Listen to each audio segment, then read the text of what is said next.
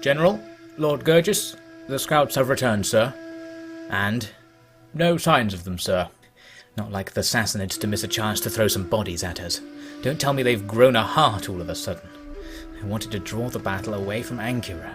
The people don't need or deserve any of this. In fact, we can wait.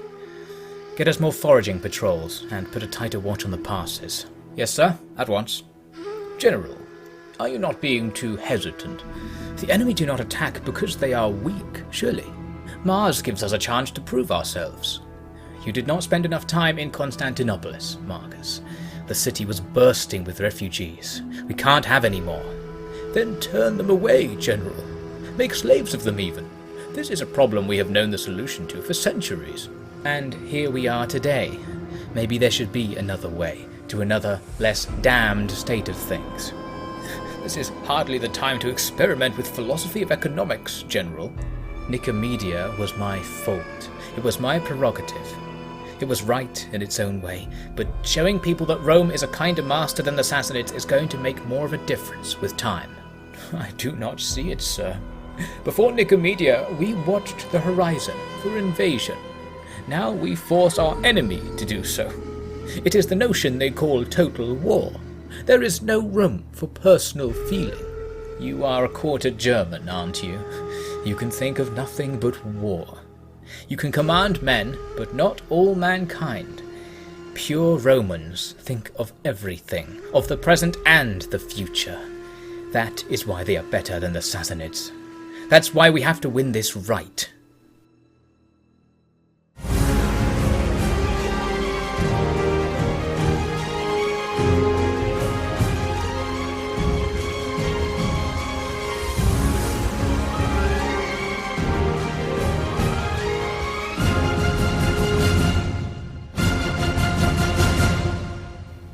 Hello and welcome back to Fields of Mars. Last time, Julianus finally got some of that glory he was looking for by taking out one of the Huns' main forces and taking half of their territory.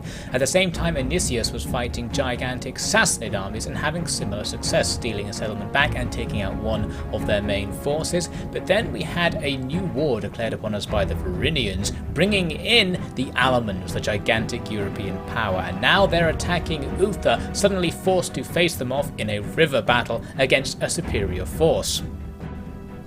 We've got our army of mostly Western Auxilia Palatina defending two crossing points on this river, but the enemy is mostly deployed, only attacking one of them, and here they've only put one unit attacking the northernmost point. It's a Cairo ballista firing bolts across at us, so we're going to have to deal with that, and only really Uther can do that. He is going to rush forwards with his heavy cavalry to cross the river and go onto the enemy's side, taking that Cairo ballista fire all the way, but luckily it's not doing too much damage to his heavy unit, so he can now go and attack that exposed crew. Meanwhile, the enemy's deployed position is being abandoned, basically. You can see they put all these units near the other crossing point, but they're just running away, leaving my men just waiting to see what happens. That's because they want to fall back to meet with their reinforcements coming on at the back of the map. Uther was able to close with that Cairo ballista, of course, and now we'll have a nice easy fight with the crew, so we'll take them down. And there you can see my reinforcements coming in, also on the enemy's side of the river, but pretty far from the action right now, so it's going to be a while before they arrive and have any impact on things. So with Uther victorious against the Cairo ballista crew, he runs away to go fight a nearby onager, but the crew comes back from routing and immediately goes back to firing at us. Luckily we're still damaging them because we actually have a Cairo ballista of our own on this side of the river, which can now target them, so that's something. We have more crew than them, so in a duel of ballistas we should now win. Uther's able to reach this onager. This was a vital part of the battle actually, because they had this large onager which could be really deadly against our static defensive lines on the other side of the river, but they just left it on its own right in the middle of the battlefield. So Uther, although having to put himself in a little bit of danger to go out on his own on the enemy side of the river, is going to be able to take it down with some ease, and the enemy really don't react to this. They're not going to take this opportunity to attack our commander, and their nearby commander running away with his dual nobles, a very powerful unit that actually very much could take down Uther's cavalry if they wanted to. Meanwhile, the enemy have started reforming to cross the river once again focusing on the southern approach. And as mentioned in the previous episode, the enemy's army is actually mostly ranged units, which potentially gives them an advantage in a river crossing battle. However, our units can all do a stationary testudo, and this is going to be our saving grace because this makes them near immune to ranged fire. So the vast majority of the enemy's strength is now going to do nothing for them. You can see the frequency at which we are being attacked. There are shots just landing absolutely everywhere, revealed by the splashes in the river there, but it's just not doing anything. We're just tanking everything onto these spearmen, and I'm pretty sure they're just blocking all the hits and it's not doing any damage whatsoever. So this is absolutely amazing. We can just stand here and absorb all the hurl of fire, absorb all the arrows, and just remove the strength of the enemy without having to do anything. An absolutely perfect situation. The enemy's Germanic spearmasters, their melee troops now moving up, they also can throw javelins, but they're not going to do anything also against the stationary testudo. It's weird that the stationary testudo actually looks weaker than a regular line when it comes to defense against ranged fire, because the shield doesn't cover the front very well, but whatever. Apparently it's very, very good at that, but after a while the enemy are going to actually attack with melee units, and that's going to be where things start to go a little bit downhill here, because the enemy's Germanic spearmasters, their front line, are significantly better than Western Auxilia Palatina. They'll just be able to hack through them in a straight melee, and we don't really have any supporting units to try and take them out at range or anything like that. We're going to have to just try and fight these melees to hold the enemy in the river, and it's not going to go very well. They also have so many units on their side that after that first bombardment was over, they've still got plenty of ranged units who could still come in and attack us now that we're forced out of stationary testudo by being in fights and having to start moving around now the fight's getting started properly.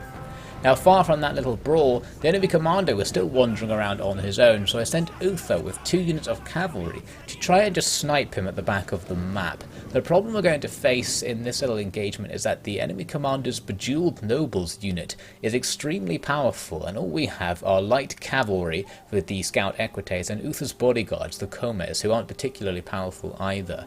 Our reinforcements from our garrison are slowly sneaking in, ready to rear attack the enemy's position here. However, they need to come faster because they are just hacking through us on our front line. We're not lasting very long at all. The Germanic Spearmasters really, really good in melee, as I said.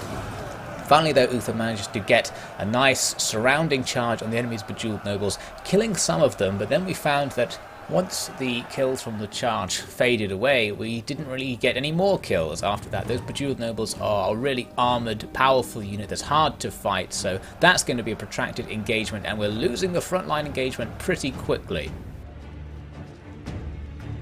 Call your men off and you will be spared. This time. Even with a sword in your hand, you make such cowardly talk. This is Rome, boys, this is Rome. I will forgive you your rudeness, for you do not understand. This is the Lord's land. To trespass is to face damnation, if not in this life, then beyond it. But as strong as is his wrath, gentle is his mercy. You may leave this day, if your lesson is learned. I offer your souls a salvation that your own masters and gods would never even consider. And what will happen if my men slaughter your followers, raid your towns, and relieve themselves on your holy ground?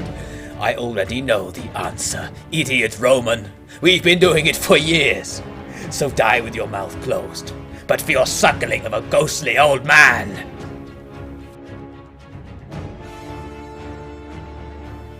Finally, our reinforcements come in to attack the enemy's big blob. Most of the blob towards the back, anyway, is ranged units, so we just need to clear them out of the way. We don't have any particular interest in taking out the ranged units right now, because we really need to go and support the frontline fighting as fast as possible. There's cavalry holding us up there, but really there's now not much in between us and the main line, which is now stabilizing. You can see I'm bringing back all of the units from the other crossing since they're not needed. So with that, I'm able to form this second line of healthy spears who are going to be able to hold some more. The enemy's army is pretty damaged. It actually started pretty damaged, which is going to help us out a lot. If all their units were at full strength, we would be in big trouble. So now we've restabilized the front line. Our first line's pretty much routed, but then come back, still at about half strength, so we could still potentially use it. And now in comes the rear attack, led by the governor of Bergala with his Palatina guards. Not a very good unit, but really here I'm hoping to inflict morale shocks rather than actual damage.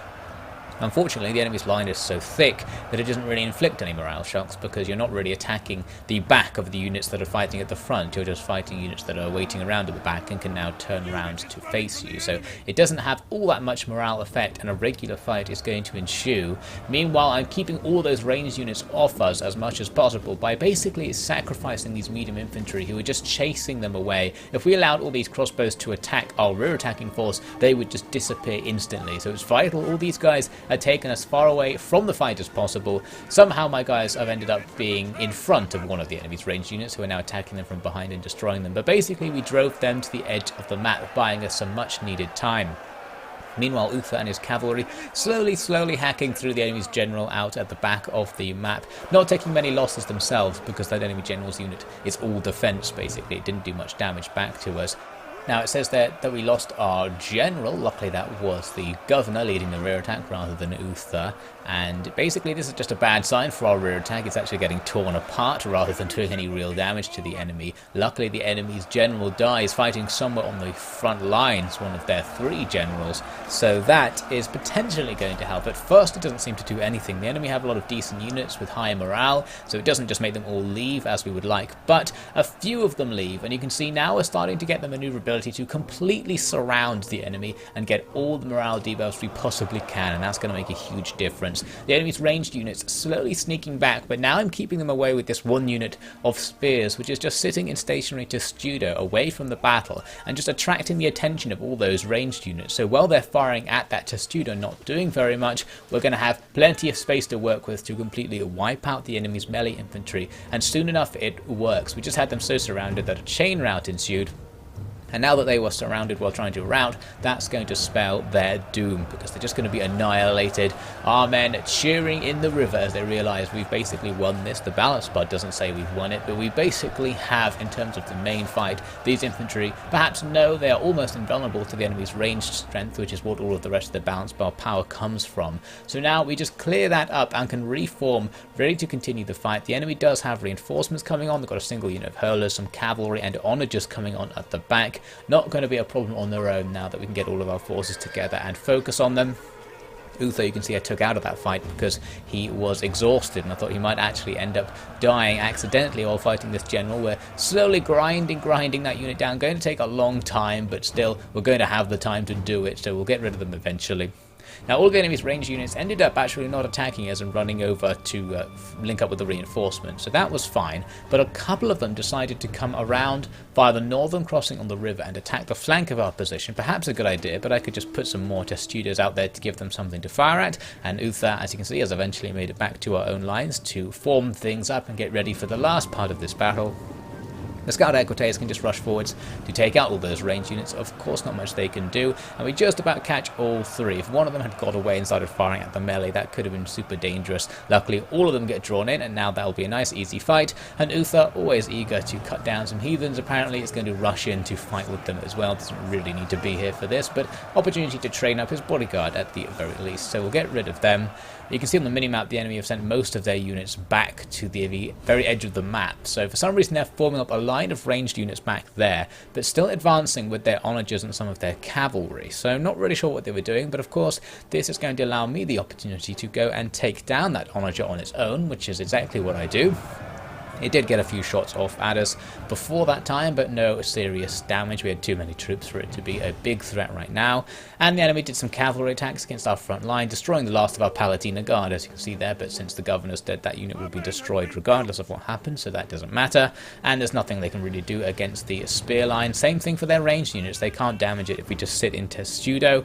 Eventually, I wanted the whole army to charge forwards. I wanted to sandwich all of these ranged units between my front line and the cavalry. It kind of worked. You can see they kind of dodged out of the way, so basically the cavalry didn't arrive quite in time to complete the sandwich.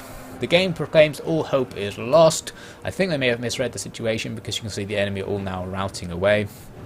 It was a little bit lucky that they all did rat, since we didn't actually get them all into melee, so some of them could have started firing back at us, but the army losses on the enemy side are too high. They are just going to withdraw at this point and be slaughtered as they do so, since they are trying to withdraw away from cavalry, and it's a valiant defeat according to the game. A very pessimistic way of putting it, I think. The enemy armies have been pretty much wiped out in this fight, and our forces are still relatively healthy, especially considering what they actually were. We didn't have very powerful units, and we still kept them all. Some of them really damaged, but otherwise not too bad. The enemy's force completely wiped out. The campaign map calls it a heroic victory. I think that's going to be more like it.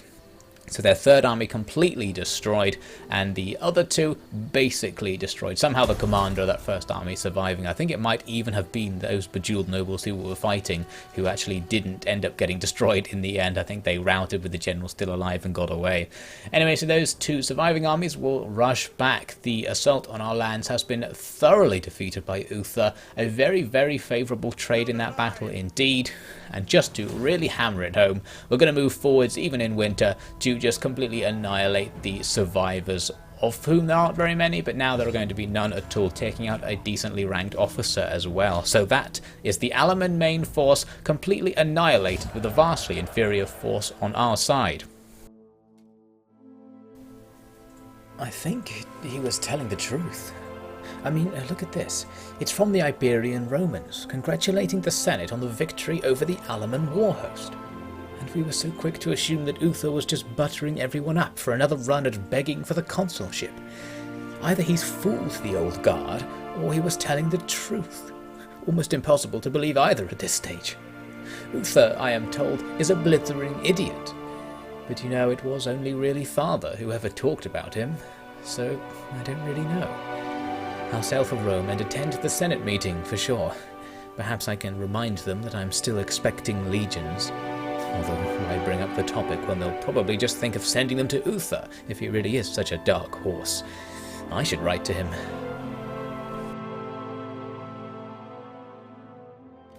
Now switching over briefly to Septimus's front against the Sassanids, where basically I was hoping the Sassanids would actually attack me in this case. I wanted to draw out some of their forces into a field battle to destroy them and gain the opportunity to take a settlement that we might be able to hold on a more permanent basis. Unfortunately, they're not attacking us right now. The Sassanids in the area are much weaker than they used to be, so they seem to be holding off on attacking us. They were also suffering from attrition previously, so I was kind of waiting for it to kill them, but unfortunately they dealt with that issue and are now basically back to full strength. So what I decided to try in this turn, since it's winter, I'll take attrition if I do any big movements. So I just take one step forwards, minimizing attrition, so that I'm in their territory. So they might come and attack me now, and then we can go ahead with the plan. Now, Anicius is basically ignoring Alexandria for a bit in order to come down and take Berenice from the Sassanids because it will complete the province of Egypt. I arrived finding that there was actually a fleet defending it, so that's something, nothing too much to worry about, but it does have a full stack garrison, as many Sassanid towns tend to have, although it's all pike and band who aren't particularly good as a unit. Anyway, so I come in for the siege. The enemy have a bit of an advantage with their full fleet there, and what I'm basically going to do is just lay siege and see if the fleet leave. They often sail away once the settlement they're in comes under siege. Technically I should attack right now because this is a great opportunity to destroy that fleet, but Anicius is a procrastinator after all, so he's going to wait to see if it gets a little bit easier later on. But first we have an attack back in Britannia, and this is what I was worried about with the Alaman war. They can come and attack our undefended core provinces. Handily though, this attack they're making right now isn't very good. It's only naval units, and they only managed to get half the balance bar, so that's all well and good. The balance bar shifting a lot in their favour once the battle actually starts though.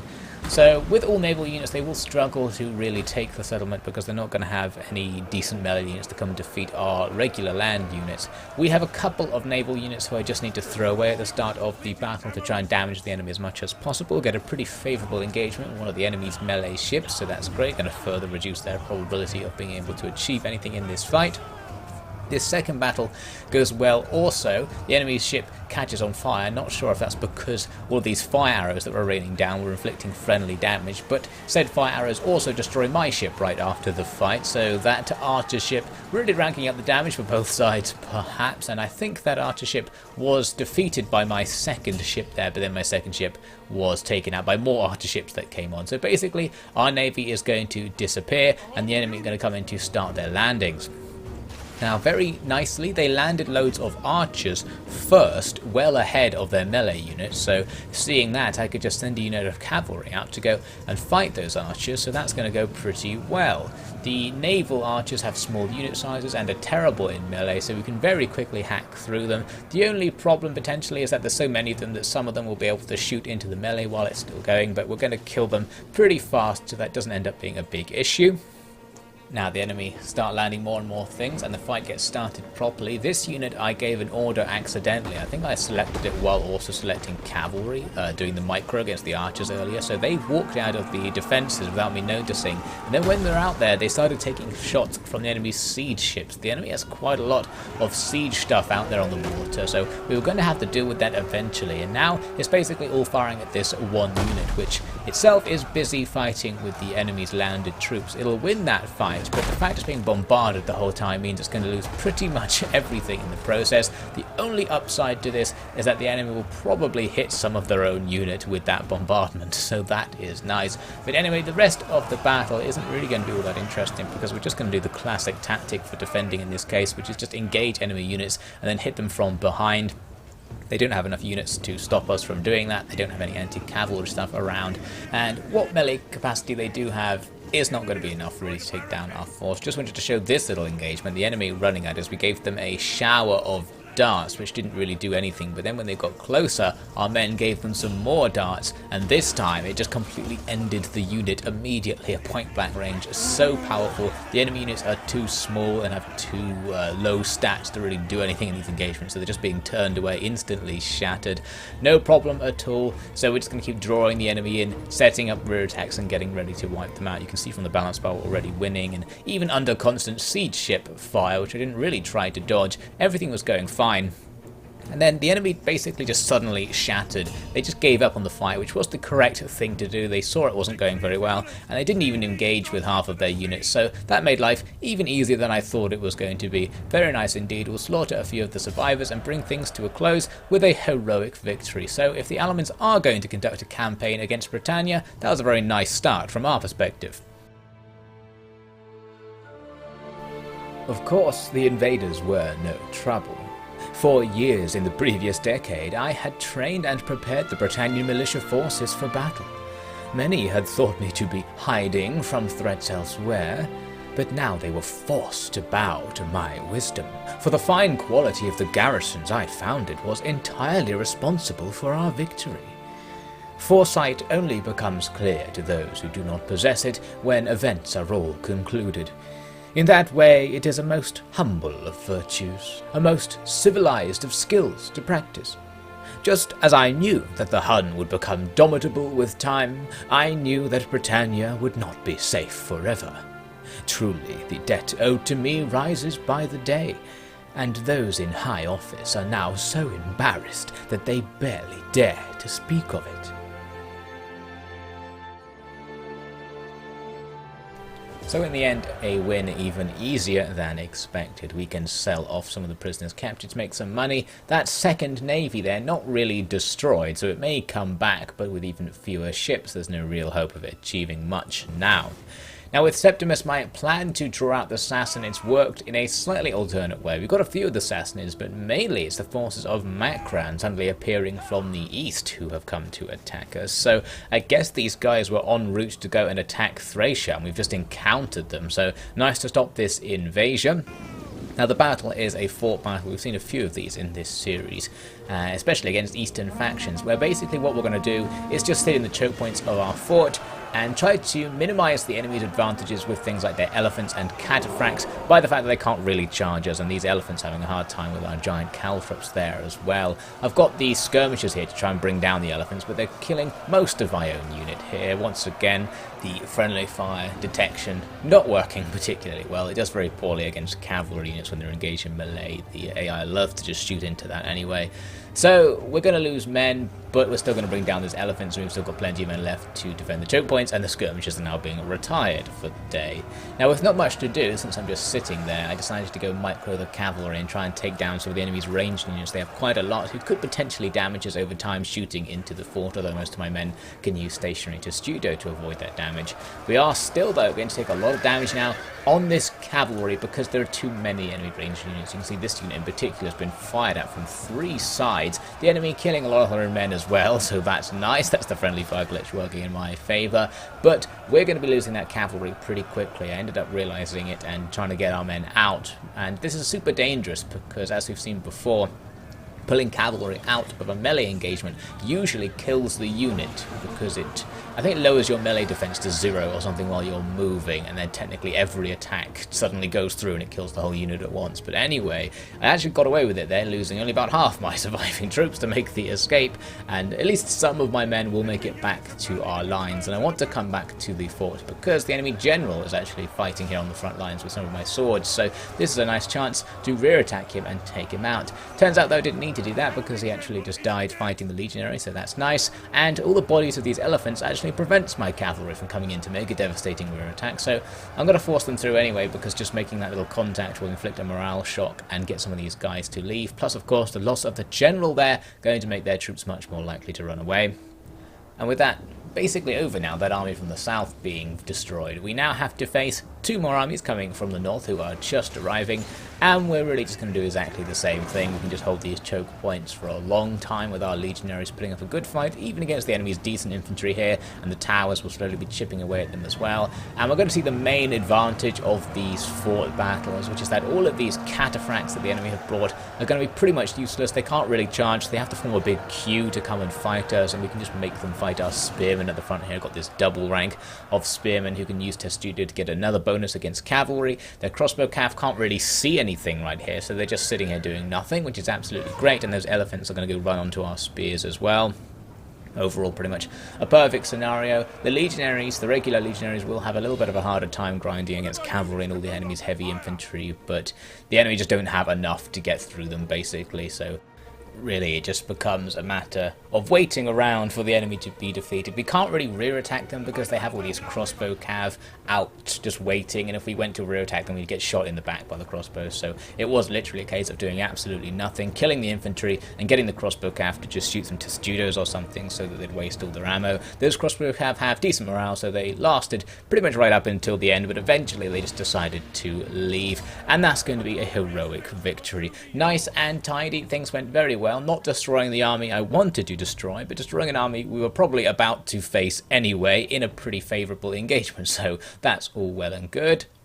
The losses on our side, not very high at all. As you can see, we'll be able to replenish a few of those losses by taking on warriors as well, and the enemy army's in a very bad condition. Basically, we trashed them. We killed the King of Macron in that fight, a really high level general, so that is very nice as well.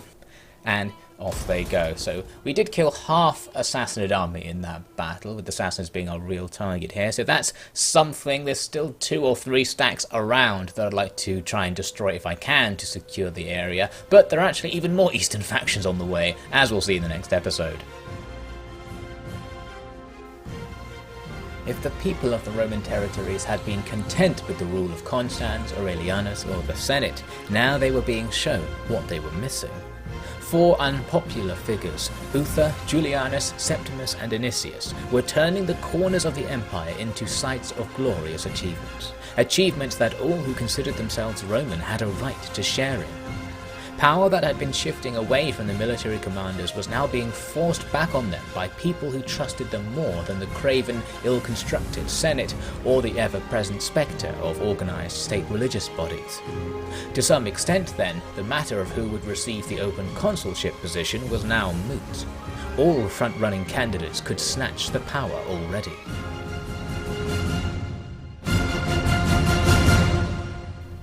So that's all for this episode. Thank you so much for watching. We'll see how Septimus's gambit out in Anatolia is going to play out, and Uther's going to sniff out a bit of an opportunity for some real glory in the next episode of Fields of Mars.